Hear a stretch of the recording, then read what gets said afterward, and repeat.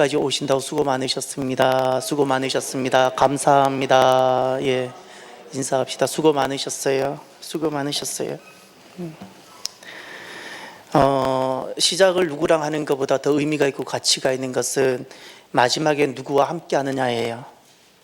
마지막이 중요합니다. 인생의 시작보다 더 중요하고 가치가 있는 것은 마지막이고, 금년도 시작은 누구랑 함께 했는가도 의미가 있겠지만 실은 금년도 마지막을 누구랑 함께 하느냐가 의미가 있는 겁니다. 오늘 이 마지막 주일 예배에 함께하는 여러분들을 많이 축복합니다. 감사합니다.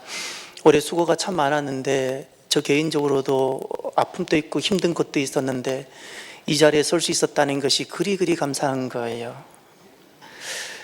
오늘이 마지막 주일이어서 왜 해마다 그런 일이 있죠. 금년도를 정리하는, 한 해를 정리하는 사자성어. 그래서 한번 찾아봤어요. 그랬더니 교수들이 뽑은 올해의 사자성어 906명의 교수들이 사자성어를 순서대로 쭉 뽑았는데 1번이 아시타비. 처음 듣는 단어였어요. 무슨 말인가 찾아봤더니 신조어라 그러더라고요. 나는 시 옳다, 아시 타비, 너는 그르다, 나는 옳고 너는 그르다라는 뜻이고, 두 번째 뽑은 것이 후, 안, 무치. 쉽게 말하면 얼굴이 두꺼워서 부끄러움을 모른다는 거잖아요. 사랑하는 성도 여러분, 한 해를 마무리하면서 우리들은 나를 돌아보고 내 죄를 돌아보는 회개가 있는 사람들이 되기를 바랍니다. 저는 한 해를 마무리하면서 하나님 앞에 5가지 감사를 적어봤습니다.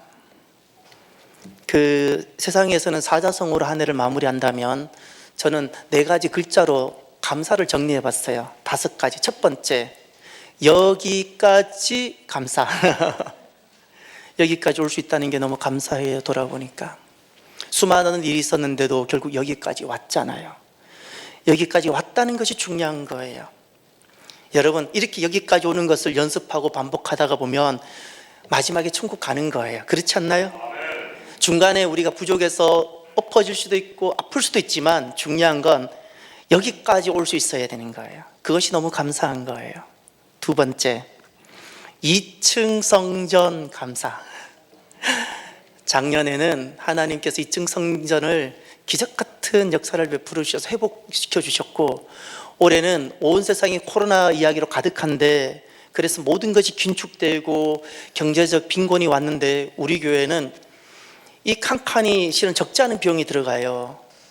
생각보다 비용이 많이 들어가는데 얼마의 비용이 들어갔는가를 못 느낄 만큼 우리 스스로 자원해서 이 일을 그냥 아무 일 없는 것처럼 쭉 해냈잖아요. 그렇지 않나요? 우리가 2층 성전을 해내는데 스트레스 받은 적 있나요? 목사님, 저는 없었어요. 혹시 여러분들은 계셨나요? 그 가운데 다음 세대를 생각해서 어린이 시설도 만들어보고, 그리고 그 공간 하나만큼은 우리가 감사함으로 우리가 전혀 사용하지 않고 선교사님들을 위해서 전적으로 드리자고 선교관도 준비해보고, 새 곳에 예배당을 만들고, 그리고 또 성도들이 쉼터인 카페도 만들고, 너무너무 감사해요. 2층 성전. 세 번째, 초대 장로 감사. 한 분 한 분 모든 분들이 감사한데 제게는 그 장로님으로 세워진 분들이 너무나도 감사한 거예요. 감사해요. 많이 감사해요. 왜냐하면 제가 3년을 기도했기 때문에 그래요.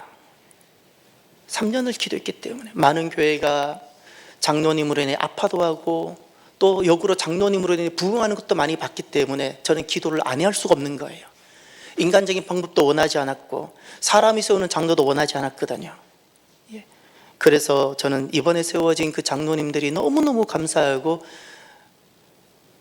하나님 행하실 역사가 많이 기대가 되어져요. 네 번째, 바이러스 감사.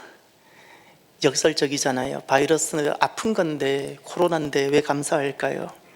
처음에 제게 그랬어요. 여러분 어떠실지 모르겠는데 1월달, 2월달 소식이 전해지고 그것이 교회에 이제 막 강압이 되어지고 들어올 때 제게 처음엔 두려움이 생겼어요.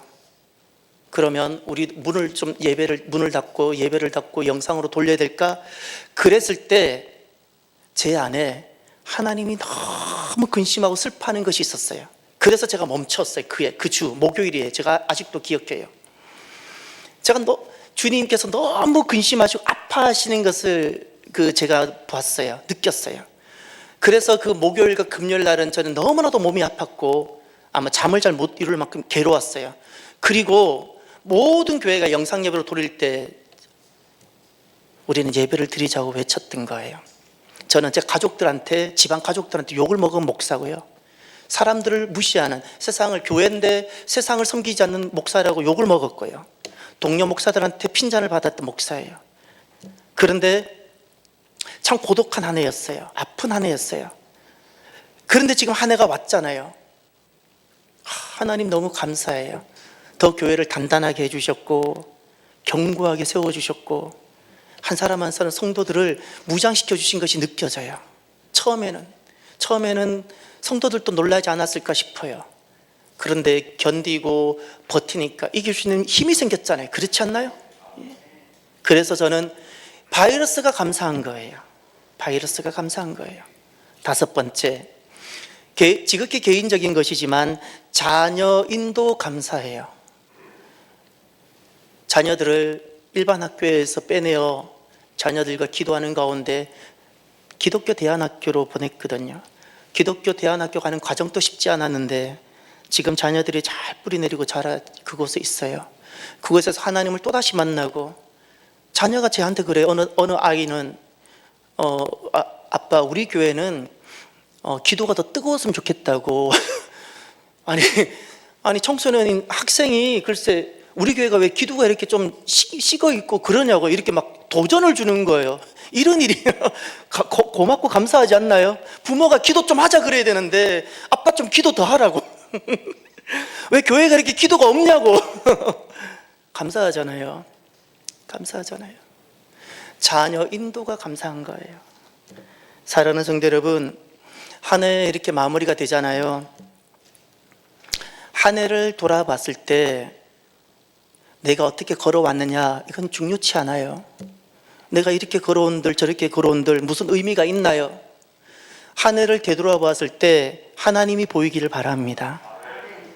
그 당시에는 놀라기도 하고 그 당시에는 깜짝 놀랄 만한 일도 있었을지라도 그래서 그 당시에는 하나님이 잘 안 보일 수가 있을지라도 돌아보면 내 걸어왔더니 모든 여정과 순간에 누가 계셨음이 보여야 될까요? 하나님. 믿습니까? 돌아보면 다 하나님이 보여져야 돼요. 한 해 끝자락에 서 있잖아요. 2020년 한 해를 여기까지 우리가 왔는데 이제 이 마지막 시간에 서서 뒤를 한번 돌아보면 좋겠어요. 그리고 돌아온 내 한 해 동안의 걸음걸음 여정 속에 하나님을 찾으십시오. 내가 얼마나 잘했는가는 아무런 의미가 없어요. 하나님을 찾으십시오. 믿음을 지키려고 붙잡았을 때 내가 아파했을 때 하나님께서 어떻게 역사하셨는가? 하나님을 찾으십시오. 어떤 인생일지라도 어떤 환경일지라도 어떤 공경일지라도 하나님만 찾을 수 있다면 그 인생은 반드시 승리합니다. 어떤 곳일지라도 천국이 됩니다. 하나님을 찾아야 감사가 되는 거예요. 그래서 올 한 해 마무리를 이렇게 감사하며 나와 동행하시고 나를 인도해 주신 하나님을 발견하며 한 해를 은혜 가운데 마무리하기를 바랍니다. 저는 우리가 하나님의 백성으로서 한 사람의 이름을 소개할 텐데 좋은 이름은 아니지만 우리가 교회를 세우고 하나님 나라를 지켜가기 위해서 이 이름을 기억해 주었으면 좋겠어요. 경고의 이름이에요. 경고성입니다. 앨리스 베일리. 앨리스 베일리라는 낯선 이름인데 이 사람은 1880년 그러니까 우리나라에 처음으로 선교사가 들어온 해가 1884년 알렌이라는 의사 선교사님에 의해서 처음 근대에 우리나라에 선교사가 들어왔는데 그 2년 전인 이모군란 82년 그 이전에 80년 1880년 쉽게 말하면 조선말 고종시대 막 급격한 혼란기에 접어들고 그때 영국에서 태어난 사람이에요. 그리고 1949년도에 죽었어요. 우리나라 50년 6.25가 있었는데 6.25 바로 한 해 전에 죽었어요. 우리나라 역사로 비교하면 가장 우리나라 근세사의 혼란과 뒤죽박죽 시절일 때 이분은 영국에서 살았던 사람이에요. 이 사람은 성경적 기독교를 강력하게 적대하고자 그는 10가지 플랜이라는 책을 썼는데 성경적 기독교를 대신할 수 있는 대체 가치 체계를 만들려고 한 거예요. 그 세계가, 그리고 가정이나 개인이 성경적 가치관을 기초로 하지 아니하고 다른 가치 체계를 주고 싶었던 거예요. 그 전략의 핵심은 기존의 기성세대나 노인세대가 아니라 어린아이들 타켓으로 했고, 그 전략 방법 중에 하나가 그 성적 타락이에요. 이런 방법으로 10가지 전략을 세웠는데, 그 10가지 전략을 보면 더 놀라운 것은 오늘날 서구 사회와 정부가 놀랍게도 이 10가지 그 전략을 알고 있는지는 모르겠지만 오늘 서구 사회와 의회가 추구하는 정책과 너무나도 흡사하다는 사실이에요. 이제 제가 10가지 전략을 말씀드려 볼 테니까 한번 들어보십시오. 첫 번째, 교육 시스템으로부터 하나님과 기도를 제거하라. 쉽게 말하면 다음 세대가 자라는 이 교육 환경에서 하나님을 제거하라는 거예요. 그래서 장래 인생을 준비해야 되는 이 학생들에게 하나님을 제거하고 하나님이 필요치 않다는 신념을 무의식적으로 가지게 하고, 하나님은 있어도 없어도 되는 부차적 존재가 되게 하라는 거예요. 부차적 존재. 하나님은 주가 아닌 거예요. 오늘 일부 예배를 드리고 딸이 와서 제게 잠깐 그 말 하더라고요. 아빠, 자기 중학교 친구들, 고등학교 친구들 중에 지금 교회 나오는 사람 한 명도 없다는 거예요. 그런데 우리는 아파하지도 않아요. 한 명도 없다는 거예요. 한 명도 없다는 거예요. 1962년 6월 25일 미국 연방대법원에서는 너무나도 좋은 명분을 가지고 이렇게 이야기를 했어요. 정교 분리 원칙을 내세웠어요. 너무나도 좋은 말이잖아요. 정말 낭만적이죠. 정교 분리. 그래서 공립학교에서는 하나님과 성경을 가르치는 것을 금지하는 판결을 내렸어요. 그래서 그 이후에 공립학교에서는 주기도문을 한다든지 수업 전에 기도하는 것이 금지되고 성경을 가르치지 못하게 됐어요. 아이러니한 것은 성경은 가르치지 못하게 하고 기도는 못하게 하면서 힌두교에서 하는 초월 명상법은 가르쳤어요. 웃기는 이야기 아닌가요? 이렇게 했어요. 두 번째, 어떤 전략인가? 아동들에 대한 부모의 권위를 축소시켜라. 제가 하는 이야기가 아니라 이 앨리스 이야기예요. 부모 권위 축소예요. 그래서 부모 세대로부터 자녀 세대로 더 이상 성경적 전통과 가치가 전해지지 못하도록 하는 거예요. 핵심이 그거예요. 그래서 세부적인 실행사항이 있었는데, 첫 번째가 아동 권리를 과잉되게 신장시켜라는 거예요. 아동 인권이 중요하다는 거예요. 그래서 유니세프의 아동 그 권리가 새겨졌는데, 아동 권리에 의하면 이렇게 되는 겁니다. 부모나 교사는 아동을 가르치고 명령할 수 없다 되어져 있고, 아동들은 부모나 교사들에게 나는 그런 말 듣고 싶지 않아요, 내게 말하는 대로 하고 싶지 않아요 라고 가르치는 거예요. 이렇게 현장이 되어 있는 거예요. 우리나라에도 학생 인권 조례가 이와 같은 계열에 서 있고, 그래서 제가 경기도에서 이 일이 제일 먼저 시작됐는데 이 일이 이루어지면 안 된다고 제가 그랬잖아요. 안 된다고. 실천상 두 번째가 아동 체벌을 폐지하라. 선진국 대부분 나라에서는 아동이 아무리 잘못해도 체벌할 수 없게 법으로 금지되어져 있습니다. 우리나라 그 한국 학생 인권 조례도 마찬가지 체벌을 일체 금하고 있어요. 이 부분에 있어서 논란이 많아요. 교회 다니는 사람들도. 저는 여러분에게 물어봅니다. 여러분, 사람은 말하면 다 듣나요? 여러분 어떠셨어요? 말하면 다 들었나요? 아니, 어른들도 안 들어요. 죄송하지만 이게 인생이에요. 짐승은 지키는 대로 하나님의 법칙대로 살아요. 사람은 그렇게 살지 않아요. 저는 이 일을, 체벌의 문제는 저는 간단하게 여겨요. 성경을 보세요. 내가 하나님보다 뛰어나면 그렇게 안 해도 되는데, 하나님보다 못한 자라면 하나님은 따라가야 돼요. 하나님은 어떻게 하셨을까요? 체벌 문제를 하나님은 징계하는 정도가 아니고 심판하셨어요. 사랑하기 때문에 하셨던 거예요. 우리를 미워했나요? 사람은요, 가만히 내버려 두면 악으로 경향되어집니다. 이게 인생이에요. 인생이라고요. 낭만적으로 생각하지 마세요. 사람은 가만히 내버려 두면, 내 자식 나를 닮았어요? 가만히 내버려 두세요. 악으로 경향되어져요. 그래서 자극이 필요한 거예요. 세 번째, 실천사항이 무엇인가 하니, 교사들을 10가지 전략의 실행 요원으로 사용하라. 교사들이 아동들에게 너의 부모는 너에게 기도하거나 성경을 읽으라고 가르치고 강요할 권리가 없다고 이야기하고, 너는 너라고, 너는 너 자신을 발견해야 하며 자아 실현을 해야 된다고 가르치고, 아이가 7살, 8살 되어서 학교에 들어오면 교사가 학생들에게 가르치는 것은 너는 부모의 신앙을 따를 것인지 말 것인지 선택할 자유가 있고, 부모는 자기 신앙을 내게 강제할 권리가 없다는 것을 가르치는 거예요. 이것이 실천사항이에요. 세 번째 플랜, 기독교적 가정구조를 파괴하라. 국가의 핵심 요소가 가정이 있기 때문에 가정을 깨트리면 국가사회를 깨트릴 수 있는 거예요. 그래서 구체적인 방법으로 가정을 깨트리기 위해서 무엇을 실천상으로 가져오는 거 아니? 성문란을 조장하라는 거예요. 가정이라는 그 테두리 안에 성이 있는데 가정을 깨는 것이 간단하더라는 거예요. 성을 문란케 하면 가정이 깨어지더라는 거예요. 그래 젊은이들에게 혼전성교, 프리섹스를 장려하고 미화하고 성적 쾌락이 인생의 최고의 즐거움인 것으로 이야기해 주라는 거예요. 심지어 불륜일지라도 사람들에게 그것을 부끄럽게 만들기보다도 마땅히 해도 되는 것처럼 또 긍지를 느낄 수 있도록 유격적인 사회 분위기를 만들라는 거예요. 그래서 이런 것을 위해서 광고라든가 매스미디어를 이용해 가지고 선전하고 부추겨 주라는 거예요. 여러분, 저는 언제부턴가 계속 느꼈는데, 우리가 보는 텔레비전 이렇게 어떤 느낌인가요? 계속해서 한 가지 모티브가 보이지 않던가요? 성이라는 모티브가 보이지 않던가요? 드라마도 그렇고, 예, 걸러서 봐야 되고요. 예. 네 번째 플랜, 낙태를 합법화하고 용이하게 하라. 낙태예요.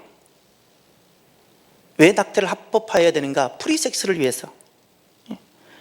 사람들이 섹스의 쾌락을 누리려면 그에 따른 불필요한 두려움에서 해방되어야 하는데, 그래서 원치 않는 임신으로 인한 섹스가 방해받지 않도록 해야 한다는 거예요. 아이를 가질지 지울지 그 권리는 우리에게 있다는 거예요. 그래서 교회에서 말하는 낙태 금지 주장은 우리 인권을 부정하는 거라고. 여성이 임신 후 출산을 원하지 않는다면 용이하게 태아를 제거할 자유를 가지는 것이 마땅하다. 지금 우리나라가 낙태 법이 진행되고 있죠. 하나님 매우 싫었어요. 이것이 단순하게 여성 인권이 아니에요. 죄송하지만 이 문제가 여성 인권을 신장시키는 문제가 아니에요. 진짜 여성 인권이요?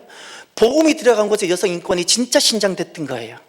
우리나라 이 땅에 복음이 들어오기 전에 여성이 어떤 존재인지 아세요?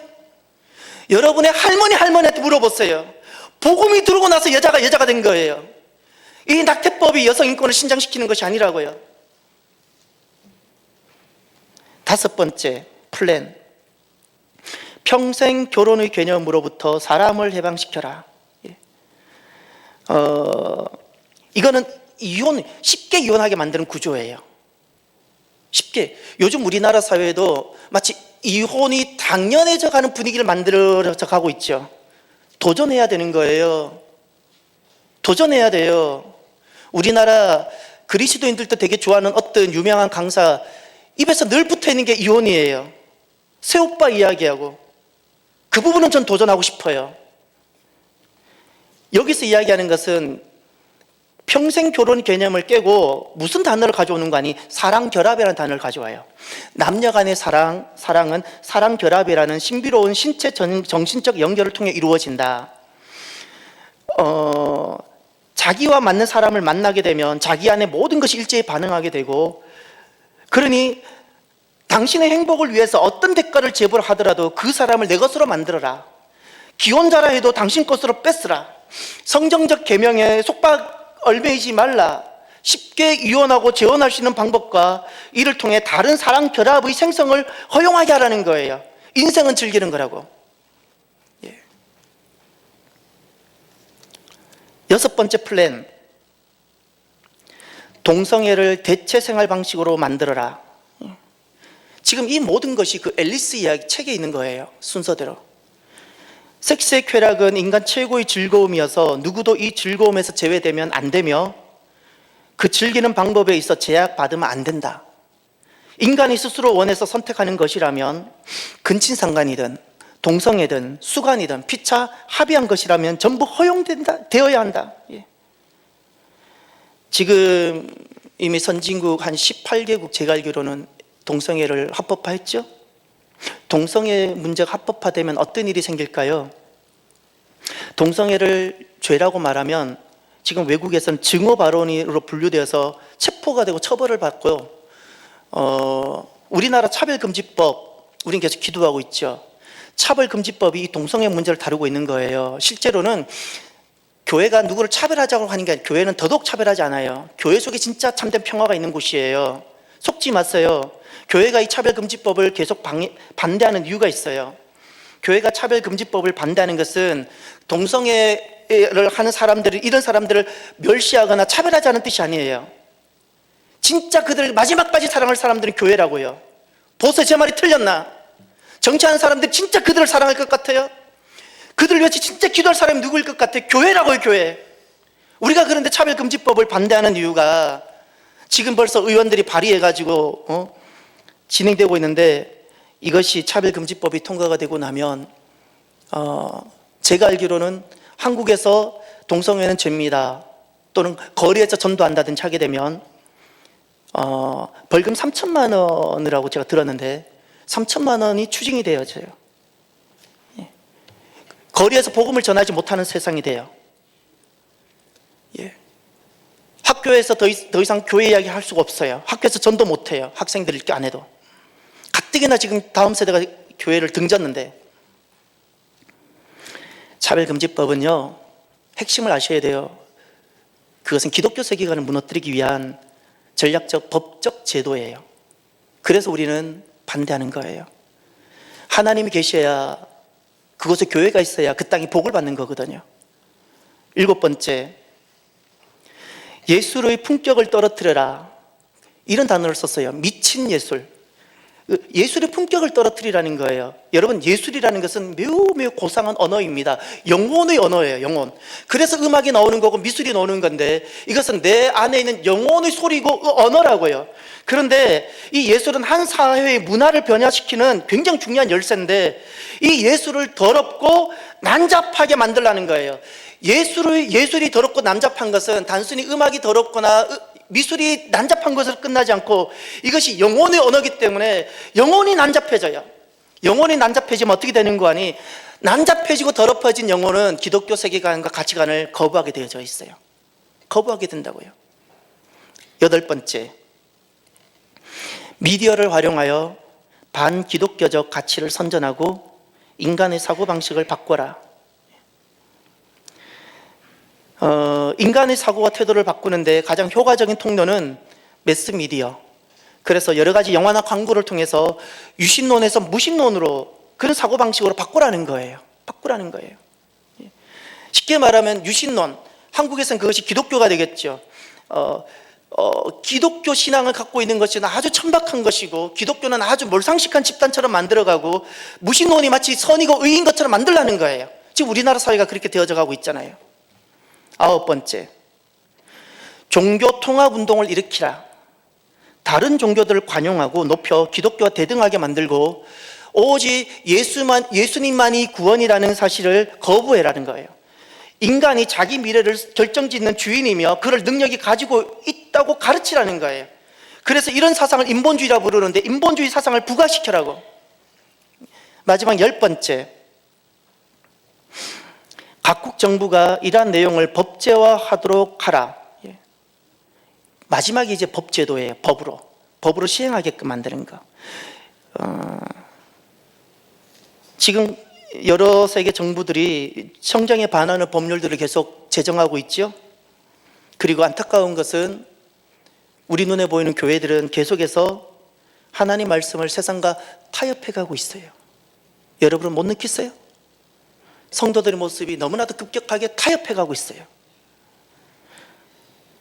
놀라운 것은 세상 정부가 이렇게 성경에 반하는, 성경적 가치관을 반하는 법률을 만들고 있고 교회가 타협해가고 있는 이것이 인지 못하는 가운데 슬그머니 진행되고 있다는 사실이에요.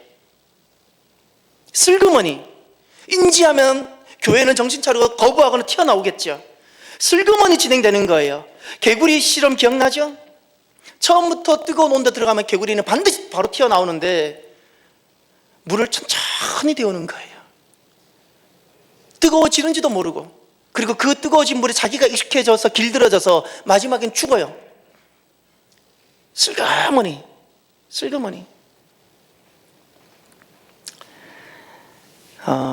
사랑하는 성도 여러분, 교회를 지키시기 바랍니다. 교회를 지킨다는 것은 건물을 지키는 것이 아닙니다. 금년에 지금 우리나라에 일어나는 많은 일들을 보면서 교회에 닥쳐오는 이야기를 통해서 하나님께서 제게 기도하게 하신 것이 있고 제 입에서 고백받은 것이 하나 있어요. 교회와 관련된 건데 때가 되면 말씀을 드릴게요. 아직은 그 때는 아닌 것 같아요. 교회를 지킨다는 것은 건물을 지킨다는 것이 아니에요. 첫 번째, 세상으로부터 성경적 가치관을 지키십시오.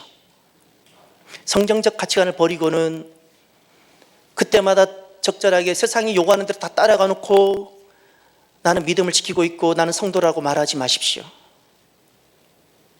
성도라고 말하지 마십시오. 세상으로부터 성경적 가치관을 지킨다는 거예요. 나는 성경적 가치관을 사는 거예요.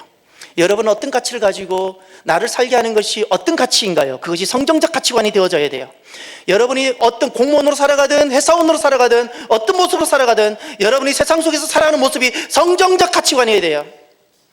그것이 교회를 지키는 거예요. 두 번째는, 교회를 지킨다는 것은 다음 세대를 말씀이 그들의 삶의 진리가 되도록 가르치는 거예요. 여러분은 다음 세대에 얼마나 하나님 말씀이 그들에게 진리가 되도록 얼마나 이 일을 두고 얼마나 기도했으며 얼마나 울었으며 얼마나 몸부림을 쳤으며 얼마나 애를 썼고 얼마나 노력했습니까? 자녀들에게 공부를 가르치기 위해서 노력을 했죠. 수많은 돈을 들였지요. 그러나 다음 세대에게 진짜 필요한 것은 하나님 말씀이에요. 하나님 말씀이에요. 우리 이 나라 다음 세대 어떻게 하시겠어요? 어떻게 하시겠어요? 여러분, 영어를 아무리 잘한다고 해서, 우리 다음 세대가 수학을 아무리 잘한다고 해서 그것이 이 나라 미래가 되지 못합니다. 이 나라에 언제 미래가 생기는가? 하나님을 경외하며 어떤 세상이 다가오더라도 하나님을 인정하는 그런 사람들이 일어나야 하나님 그들을 통해서 역사하시는 거예요. 엘리야 시대 때 바알에게 무릎 꿇지 않았던 7천 명을 남겨주셨던 것처럼 다른 것에 무릎 꿇지 않는 하나님을 경외하는 사람들이 일어나야 된다는 거예요. 그것이 부모 세대가 다음 세대에게 해줘야 되는 선물이에요. 선물이라고요. 어설프게 되도 않은 공부시켜가지고 대학 보내려고 몸부림치지 마시고요. 그걸로는 자녀 소망이 안 됩니다. 죄송하지만 대학 가면 뭐 하나요? 대학이 밥 먹여주냐는 흔히 말을 하잖아요. 세 번째, 교회를 지킨다는 것은 어두운 세력과 선한 싸움을 싸운다는 겁니다. 여러분이 10가지 전략을 딱 보았을 때 이미 영적 전쟁이 시작됐다는 것이 느껴지지 않나요? 예. 영적 전쟁이잖아요. 이미 우리는 내가 전투하고 싶어서 하는 것이 아니라 전투의 현장 속에 들어와 있는 거예요. 내가 예수님을 믿겠다 믿음을 가지는 순간 영적 전투 현장 속에 들어와 있는 거예요. 예. 이런 일들이 있는데 영적 싸움이라는 느낌이 없이 신앙생활하는 사람은 삼킴을 당하는 거예요. 이것이 교회를 지키는 거예요. 사도 바울의 마지막 고백을 기억하십시오.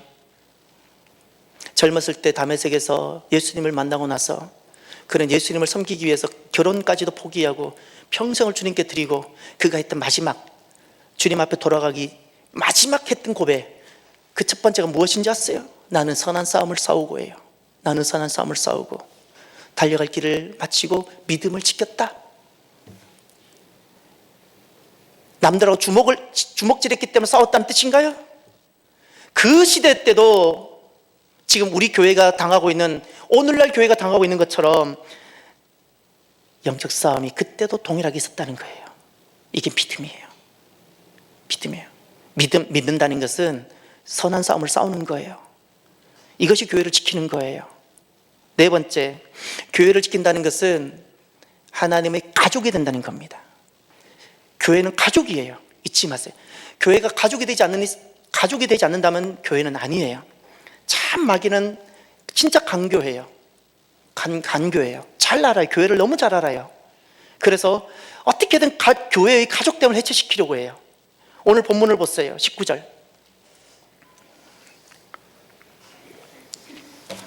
그러므로 이제부터 너희는 외인도 아니요 나그네도 아니요 오직 성도들과 동일한 시민이요 하나님의 권속이라. 여기 외인도 아니라 그랬죠. 외인도 아니고 나그네도 아니고 성도라 그랬어요. 교회는 성도고 동일한 시민이고 동일하며 하나님의 권속이다. 이게 교회라는 거예요. 외인처럼 있는 것도 교회가 아니고 나그네처럼 있는 것도 교회가 아니라 성도여야 되고 동일해야 되고 하나님의 권속이다. 이 권속이라는 단어가 헬라어로 보면, 원어로 보면 오이코스예요. 오이코스라는 것은 어떤 의미인관이 밥을 함께 먹는 관계예요. 밥을 함께 먹는 자. 우리나라에 식구라는 단어가 있죠. 일주일 내내 회사를 다니면서 점심 저녁 같이 먹어도 그들을 식구라 말하지 않아요. 말하지 않는다고요. 어쩌면 한 달을 공동체 생활하면서 밥을 같이 먹어도 그들에게는 식구라 말하지 않아요. 식구란 가족을 뜻할 때 말하는 단어예요. 이 권속이라는 단어가 바로 그 말이에요. 어려운 단어지만 쉽게 다른 말로 오늘 우리가 이해할 수 있는 단어로 바꾸면 가족이라는 말이에요. 하나님께서 보시는 교회예요. 우리는 여러분은 교회를 어떻게 생각할지 몰라도 주님께서 죽으시면서 이 땅에 두신 교회, 하나님 나라의 그림자가 교회인데 이 교회를 통해서 하나님은 모든 구원을 결국 이루실 것이고 주님은 오실 텐데 하나님이 보시는 교회는 가족이라는 거예요. 가족. 조직도 아니고요, 회사가 아니에요. 내 영혼의 쉼터고 안식처고 육신의 가족인 가정이 있으면 영혼의 가족인 교회가 있는 겁니다. 그렇기에 지금 교회 안에 있는 부모들은, 여러분 가정에 부모들이 있죠. 부모들은 자녀를 사랑하고 끝까지 가르치고 자녀는 부모에게 순종해야 되고 이런 관계가 있는 것처럼 여러분 교회 안에 있는 부모들은 이렇게 해줘야 돼요. 어떻게 하나님을 사랑하는지를 보여줘야 돼요. 이번에 임직 받으신 분들은 바로 이런 분들이 되어져야 돼요. 오늘 이런 다양한 상황들이 우리에게 펼쳐짐에도 불구하고 내가 어떻게 하나님을 사랑하는지를 보여줄 수 있어야 돼요. 그리고 성경적 가치를 붙들고 이런 상황 속에서도 어떻게 살아내는지를 자녀에게 보여주고 그 성경적 가치를 다음 세대에게 부지런히 가르칠 수 있어야 돼요. 그리고 부모의 권위를 존중하고 순종하게끔 자녀들에게 전해야 되고, 자녀 세대가 이 타락한 세상 문화로부터 스스로를 지킬 수 있는 힘을 갖게 해줘야 되는 거예요.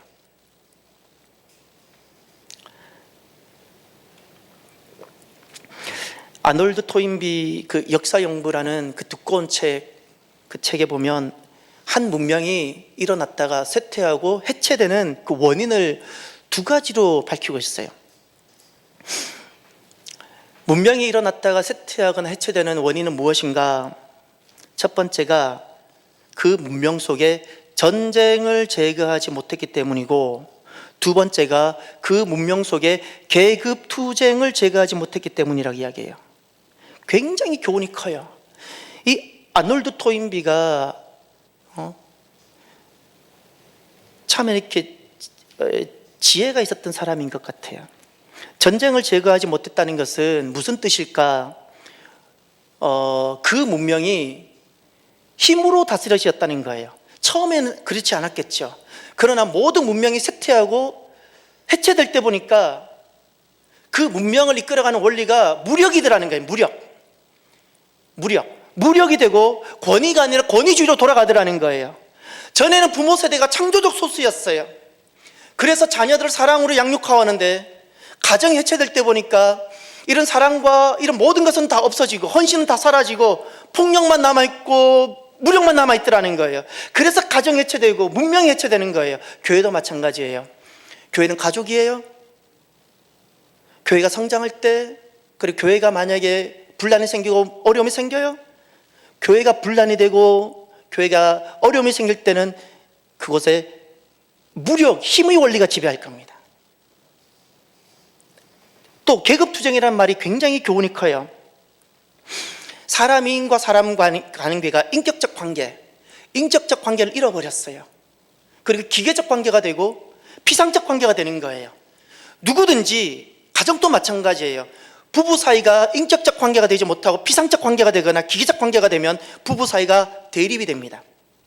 대립이 되면 서로 타도의 대상이 되는 거예요. 이것이 계급투쟁이라는 거예요. 계급투쟁. 서로의 대상을 계급으로 보는 거예요. 이 계급투쟁을, 계급이라는 이 관계를 해결하지 못하면 문명이 쇠퇴하더라는 거예요. 가족은 아무리 부족해도 서로를 계급으로 보지 않잖아요. 자녀가 좀 부족하고 때로는 덜 떨어져도 끝까지 부모는 자녀를 기다리고 포용하고 안고 가지요. 절대 건강한 보편적인 가정에서는 계급은 존재하지 않아요. 계급은. 그래서 가정이 버티고 살아나는 거예요. 살아나는 거예요.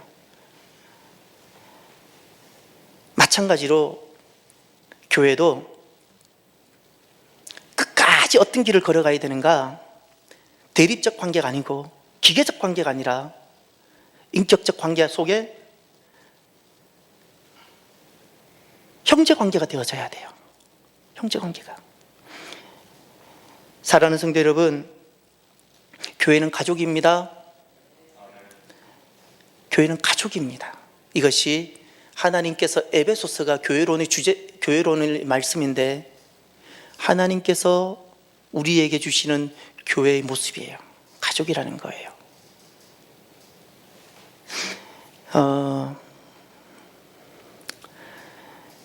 어떻게 그러면 이 가족을 우리가 지켜낼 수 있고 유지할 수 있을까?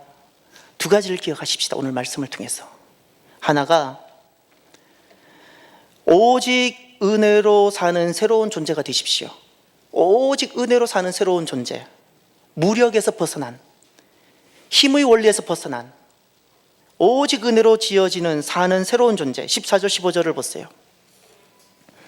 그는 우리의 화평이신지라 둘로 하나를 만드사 원수된 것 곧 중간에 막힌 담을 자기 육체로 허시고 법조문으로 된 계명의 율법을 폐하셨으니 이는 이 둘로 자기 안에서 한 세 사람을 지어 화평하게 하시고. 아멘.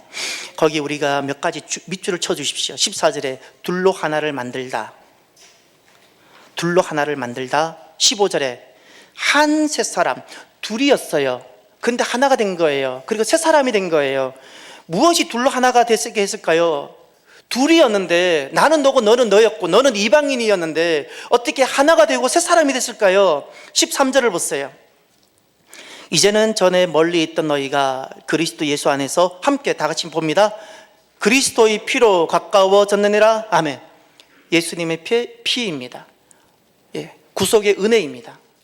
구속의 은혜가 새로운 존재가 되게 하는 거예요. 나와 너를 하나 되게 하는 거예요. 세상은 힘으로 움직여지죠. 교회는 이 은혜로 움직이는 거예요. 가정은 부모의 사랑으로 움직이는 거고요. 교회는 하나님의 사랑으로 움직이는 거예요. 이 은혜, 아멘입니까? 이 은혜가 교회를 가족되게 하는 거예요. 이렇게 하나님 은혜로 새롭게 사는 자, 저희는 힘의 원리로, 그것이 돈의 힘이든 그것이 지식의 힘이든 그 잘난 맛에 살아가는 사람이 이제는 오직 그 은혜를 붙잡고 그 은혜의 힘으로 살아가는 사람, 그럴 때 교회가 되는 거예요.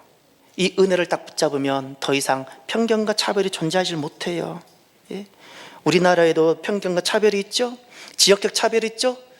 정말 예수님을 만나고 나면 지역적 차별하는 것이 진짜 부끄러워져야 되고요.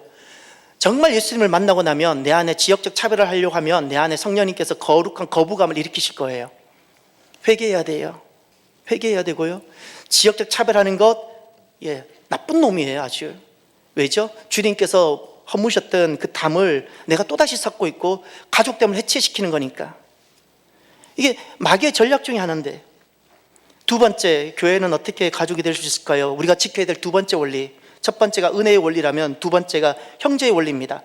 서로 연결하여 형제가 되고 성도가 되기예요. 21절을 보세요. 21절, 22절.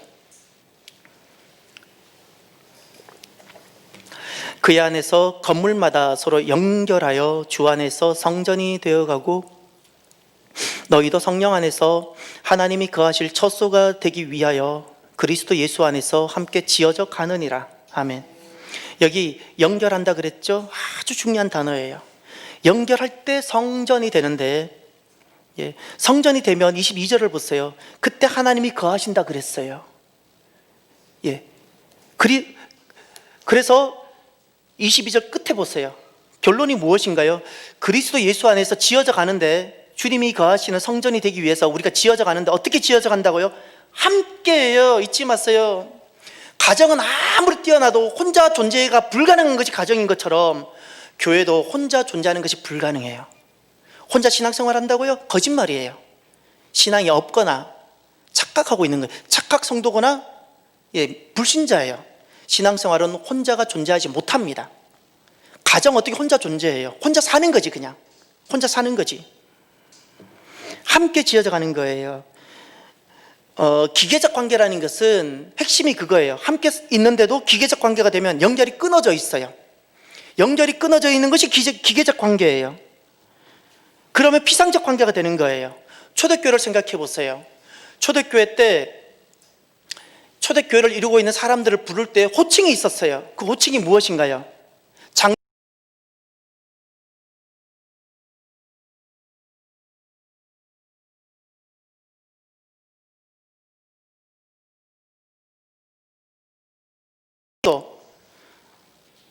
우리는 오늘날 이 성도가 당연한 것처럼 느껴져요. 그러나 그 시대의 이 성도라는 단어는 파격적인 것이고 굉장히 상상할 수 없는 그런 단어예요. 왜냐하면 그 교회 안에 주인이 있고 노예가 있었거든요. 주인도 있고 노예가 있는데 성도요 형제라는 거예요. 성도의 형제라는 거예요. 이것이 예수님을 만나서 거듭나서 은혜로 사는 사람들의 모습이에요. 그러면 어떻게 되는가? 서로 연결되어져요. 연결되어져서 이제 기계적 관계가 아니라 인격적 관계가 되고 비로소 형제가 되는 거예요. 형제. 이렇게 형제가 되면 주님께서는 그 모습을 성전이라 여겨주시고 거기 거하시는 거예요. 가정에도 부모가 있죠. 부모는 어떤 존재인 거니 더 희생하는 존재잖아요. 자녀가 더 희생하는 가정 있나요? 아니잖아요. 부모가 더 희생하죠. 이렇게 가정이 움직이는 거죠. 교회도 마찬가지예요. 교회도 맡은 직분자가 배나 더 희생하는 거예요. 그것도 기쁨으로, 자원해서. 여러분, 가족됨, 은혜로 지어지고 서로 형제가 되고 이렇게 교회를 이룰 때 이 가족됨을 이루는 키워드가 세 가지가 있는데, 첫 번째가 공유, 두 번째가 공감, 세 번째가 공동이에요. 가족을 이루게 되면 그 안에는 키워드 세 가지가 있어요. 공유라는 것은 삶을 함께 하는 거예요. 모든 막힌 다음에 허물어지고, 이제 내 안에는 부끄러움이 아닌 거예요. 나는 그에게 말할 수 있게 되어지는 거예요. 공유, 삶을 함께하고, 공감, 마음을 함께해요. 내가 아픈 것이 너도 아프고, 용서가 있고 용납이 있고, 공감, 손가락질 하지 않아요. 정죄하지 않아요. 공감해요. 공감. 엄마는 절대 자녀를 정죄하지 않잖아요. 공감하잖아요. 무엇이 잘못됐는지는 알고 회초리는 들어도 자녀를 정죄하지 않잖아요. 왜죠? 가정이고 엄마니까. 공동이라는 것은 공간을 함께 하는 거예요. 동행하는 거예요. 시작도 함께하고 마지막까지 함께하고, 이게 가족이에요. 송기철 장로님이라고, 제가 이분 메시지는 개인적으로 생각하는 바가 있어서 안 들었는데, 어느 분이 보낸 글 때문에 이분이 선한 목자 교회에서 성령 집회, 치유 집회를 하죠. 주제가 이거예요. 코로나 시대 성령이 교회에게 하시는 말씀 시리즈에서 아마 계속 집회를 하셨던 것 같아요. 요약해서 4부, 1, 2, 3, 4부를 보내주었는데 참 생각할 바가 많이 있고 이분이 어떤 분인지 한번 보고 싶더라고요. 왜냐하면 저와 동감되는 게 너무 많아서. 첫 번째 1부, 주제를 보면 이런 거예요. 1부, 시청자가 되지 말고 예배자가 되라. 중요한 거예요. 시청자가 되지 말고 예배자가 되라. 여러분, 내가 예배 드린다고 다 예배가 될 것 같아요? 착각이죠. 하나님께서 내 예배를 받지 않으시는데 무슨 예배예요? 쉽게 영상으로 예배 드리실 거라고 생각하지 마세요. 시청자가 되지 말고 예배자가 꼭 되시고요. 부득불 영상으로나 시청할 수밖에 없는 상황이 주어질 때는 하세요. 그때는 하나님이 내 예배를 받으세요. 받으세요. 두 번째, 영적 거리두기를 경계하라. 거리두기란 단어, 처음에 거리두기란 단어가 딱 들어왔을 때 제 안에 계신 성령님이 딱 거부하시더라고요. 맞는 말인 것 같은데 틀렸어요. 지금 교회는 2월 달부터 지금까지 굉장히 혹독한 시련을 겪는데 사회는 그래요. 마땅하다 여기고 더 해야 된다고 생각을 해요. 제가 그랬죠. 교회는 가족인데 여러분, 교회가 겪고 있는 이거 참 마귀는 강조하고 교회를 잘 알아요. 교회의 어떤 부분을 건들면 교회가 해체되는지를 잘 알아요. 잘 알아요. 교회 거리두기 딱 하면 교회는 해체돼요. 여러분, 이 교회가 지금까지 겪었던 이것을 여러분 가정에게 딱 대입시키고 1년간만 일으켜 보세요. 살아남을 가정이 몇 가정 되겠습니까? 가족들끼리 말하지 말고 마스크를 다 쓰고, 두 번째, 가정 안에서 밥 먹지 말고, 세 번째, 가정 안에서 부부라도 거리두기해서 만나지 말고, 이렇게 1년만 살아보세요. 살아남을 가정이 몇 가정 남아 있겠습니까? 주중에 우리 교회도 오셨던 분이에요. 제가 우리 교회 오고 나서 여러 가지 일들로 외부에 오셨던 목사님 중에 한 분이 저한테 전화를 하셨어요.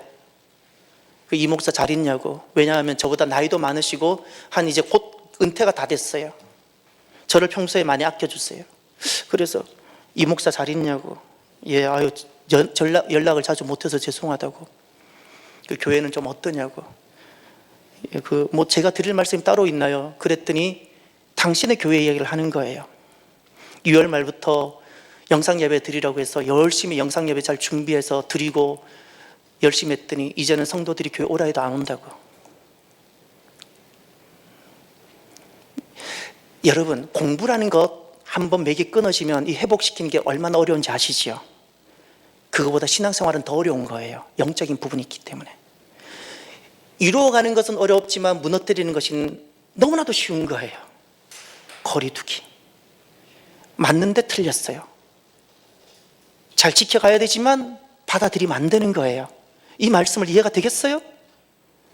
세 번째, 해외여행 그만하고 하나님 나라 여행하자. 제가 언제부턴가 우리나라를 보면서 제가 꼭 지적하고 싶었던 게 두 가지가 있었어요. 하나가 한국 교인들이 너무 맛집을 찾아 돌아다녀요. 맛있는 거 먹는 건 좋은데 지나쳐요. 맛집만 골라 다녀요. 그리고 또 하나, 너무 해외여행을 많이 다녀요. 아니, 사람은 반드시 쉼이 필요해요. 그건 저도 동의해요. 근데 여행 다닌다고 성도들의 본분을 다 버려요. 잘못된 거죠. 네 번째, 송기철 장로님 4부, 지금이 바로 제2의 종교개혁. 사랑하는 성도 여러분, 오늘은 금년도 마지막 송년주일이죠. 오늘 이 말씀은 여러분 기억하실지 모르겠어요. 2020년 주제 말씀이에요. 2020년 1월 첫째 주, 둘째 주 동일한 본문으로 두 번 말씀을 전했고, 세 번째 주일은 같은 주제인데 본문을 다른 걸로 해서 제가 전했던 말씀이에요. 한 해를 마무리하면서 계속해서 하나님은 제게 가족됨을 다시금 떠올려 주셨어요. 작년 11월, 12월 계속 기도하면서 하나님, 내년도에 우리가 가야 될 방향이 무엇이냐고 했을 때 주님께서 제 마음에 감동으로 주셨던 단어가 하나가 있었는데 그게 가족이에요. 가족. 그래서 오늘 한 해를 마무리하면서 이 가족이라는 주제를 가지고 다시금 말씀했었어요. 아놀드 토인비, 그가 그 위대한 신화라는 그는 단어를 썼는데, 이것을 제가 바꿔보면, 문명이라는 단어를 바꿔보면, 역사라는 단어로 바꿔보면 이런 이야기를 해요. 위대한 문명이나 역사가 어떻게 만들어졌느냐라는 거예요. 위대한 문명이 만들어질 때 보니까 멤버들이 우수하기 때문에 위대한 문명을 만들어낸 적이 없더라는 거예요. 멤버들이 우수성이 아니더라는 거예요. 그러니 내 자녀 뛰어나다고 좋아하지 마세요. 그걸로는 위대한 믿음의 역사는 만들어지지 않아요. 환경이 좋거나 뛰어나기 때문에 아니었더라는 거예요. 강이 있어야 되고 바다를 끼고 있어야 되고 산지가 좋아야 되고 그걸로 위대한 문명이 만들어지는 법이 아니다라는 거예요. 문명을 보니까 그거와 상관없이도 만들어지더라는 거예요. 자녀들에게 좋은 환경을 만들어주려고 몸부림치지 마십시오. 그 아놀드 토인비가 위대한 문명이나 위대한 역사가 만들어진 것은 이렇게 말을 해요. 어떤 난관에 부딪혔을 때 놀란 힘으로 대처했다, 이렇게 이야기해요. 요겁니다. 난관인데 그 난관은 때마다 다르겠죠. 난관이 찾아왔을 때 부딪히는 거예요. 그리고 놀란 힘으로 응집해서 대처하는 거예요. 방법은 없을 거예요. 해답이 항상 있었기 때문에 대처했겠어요? 그냥 응집력으로 힘을 대처해 보는 거예요. 그러면서 자기들도 모르게 놀라운 문명이 되더라는 거예요. 사랑하는 성도 여러분, 한 해 우리 여기까지 왔죠. 많이 많이 축복합니다. 돌아보면 저는 그 하나님 은혜가 너무 감사해요. 바이러스 왔을 때 저라고 해답이 있었겠어요? 지금도 해답은 없어요. 다만 우리가 지켜야 될 것이 있는 것 같아요. 이런 난관이 부딪혔다고 놀라거나 퇴보한다면 우리가 마땅히 이루어내야 될 믿음의 역사는 사라지는 거예요. 사랑하는 성도 여러분, 교회는 가족이에요. 마귀는 어떻게든 이 교회의 가족됨을 해체하려고 할 거예요. 지켜내야 돼요. 교회가 가족이죠. 그래서 어떤 난관에 부딪혔을 때일지라도 놀라운 힘으로 또 이겨내서 위대한 믿음의 역사를 만들어내는 저와 여러분이 되길 바랍니다. 기도합시다. 오늘 우리에게 주시는 말씀을 가지고 함께 기도합니다. 기도합시다. 할렐루야. 하나님 아버지 감사합니다. 하나님 나라는 가족입니다. 하나님 가족입니다. 하나님 가족입니다. 주님 역사하여 주시옵소서. 주님 역사하여 주시옵소서.